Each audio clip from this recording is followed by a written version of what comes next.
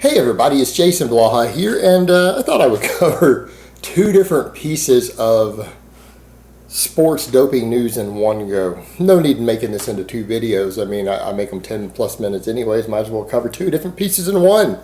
So let me put on my +5 hat of weaponsmithing, do a little bit of crafting, and let's talk about it.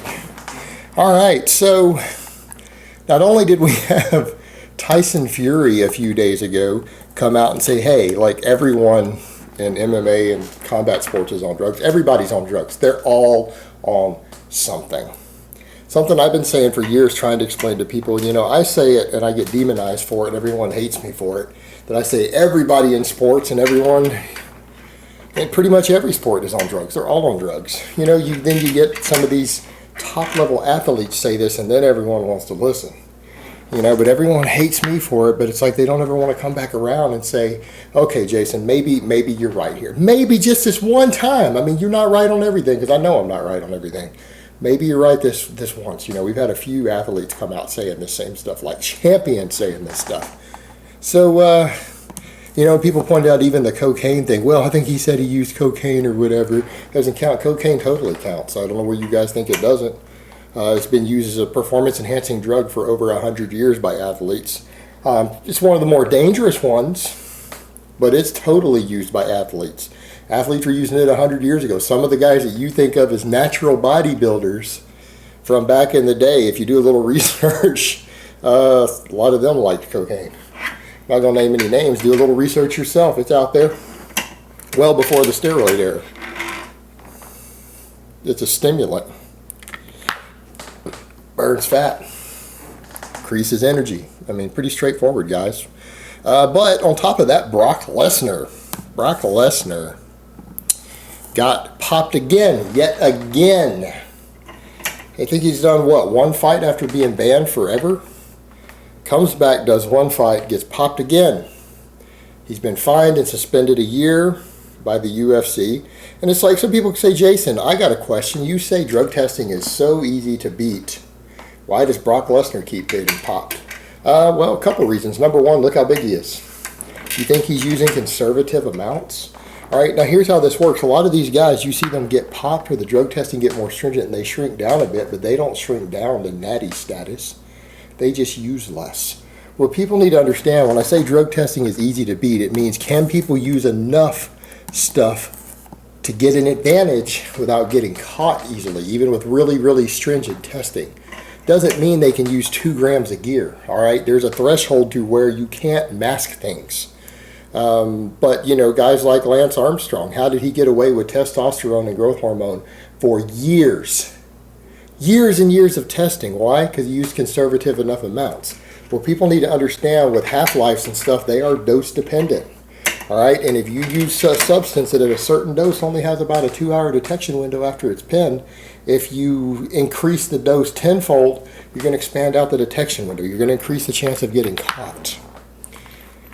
And of course, there are substances that there's still no testing for, and they always develop new substances that there's no testing for. There are oftentimes various anabolics that the metabolites don't have a test for yet. And until they do, you can't pull them on urine.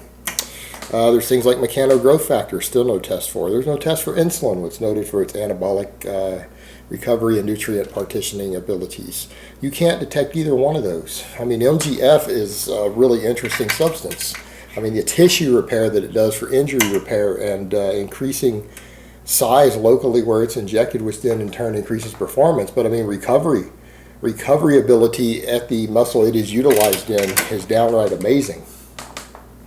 There's no drug test for that. WADA is admitted. They banned it, but they can't test for it. So you've got to factor in the dose thing, though. You take guys like Brock Lesnar, who, look at his size. You really think Brock Lesnar uses 200 or 300 milligrams of testosterone a week? Think that's all the gear he uses? I doubt it. I seriously doubt it. Unless he's using some really strong stuff that's easily detectable.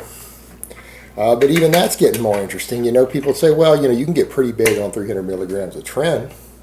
Tren's also really hard to mask. But now people have been making for years now. In fact, I knew a guy at a meet 3 years ago at a meet I was at who was using tren base, and I've seen it out there available.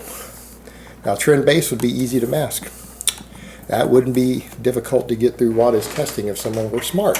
So the problem you've got, though, is the dose-dependent end. Guys like Lance Armstrong get away with stuff because they only use a modest amount. They use enough testosterone suspension, enough growth hormone that if they time their stuff right, they don't even really see the HTPA suppression. They don't suppress themselves because it's in and out of their body. They're timing things correctly based upon a systematic process. And if they do that, they can reap the recovery benefits without a lot of the negatives, meaning they're using small amounts of like test suspension, which has no ester, so it doesn't show on a metabolite test.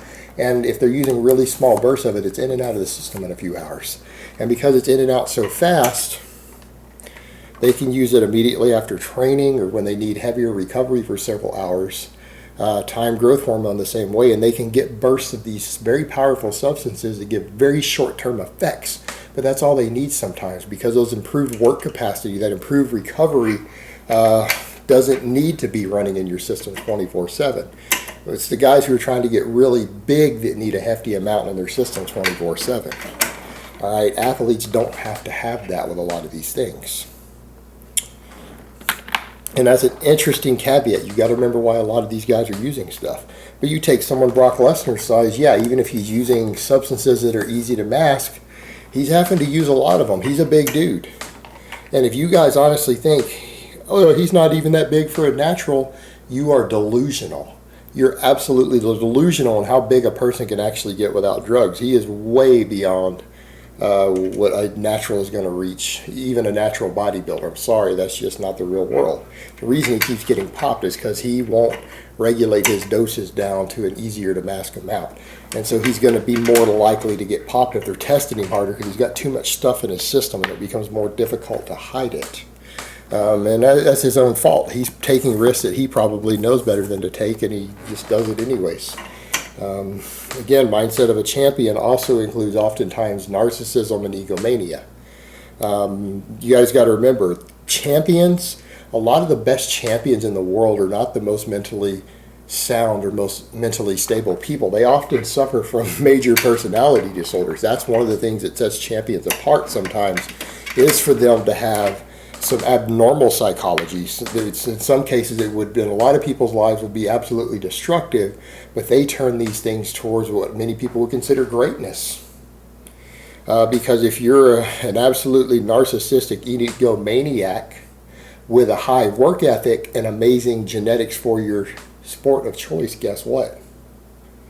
That egomania will drive you to become a champion, because you know deep down that you are better than everyone else, and that you know that you will work harder than everyone else, and you know that you will be better than them.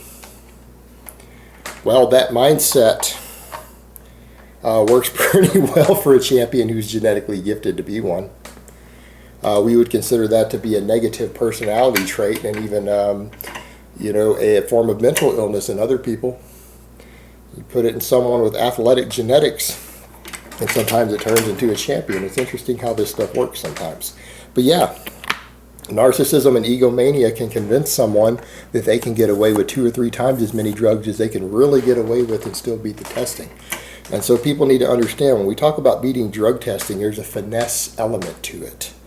And anybody can use a decent amount of anabolics and get through literally any drug test on earth if they're smart and they're careful. But being smart and careful also means that you have to severely limit what you take.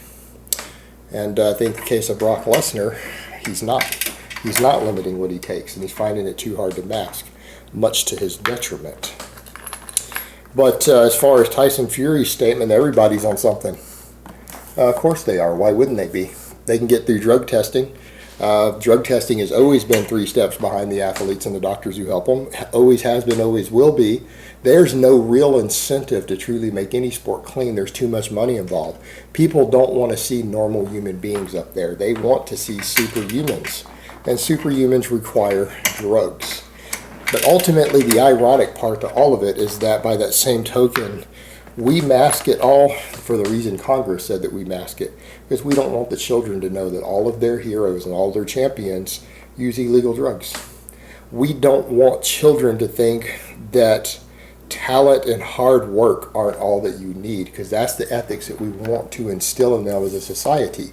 If we tell them the truth, that cheating and drugs are also required to be the best, to climb to the very top, what sort of message does that send to the children? And that's the problem we have, and that's the very problem even Congress asks here in the U.S.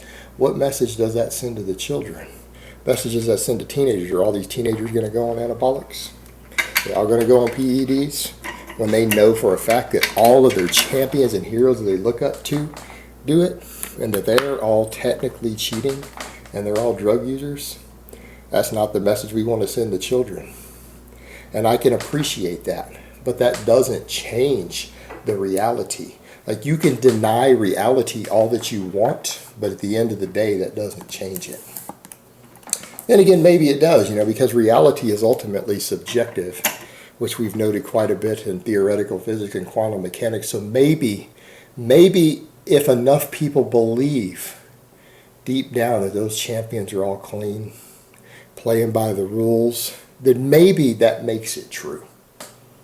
You create your own reality, and perception is reality, right? So maybe it doesn't really happen if most people think that it doesn't. And in some philosophies that would work, I suppose. And I guess that's the way that we're going to continue to go with sports, in spite of all the overwhelming amount of evidence to the contrary. All right, guys, but that's really all I have to say on that today. I hope it's been informative, and I will talk to you guys next time.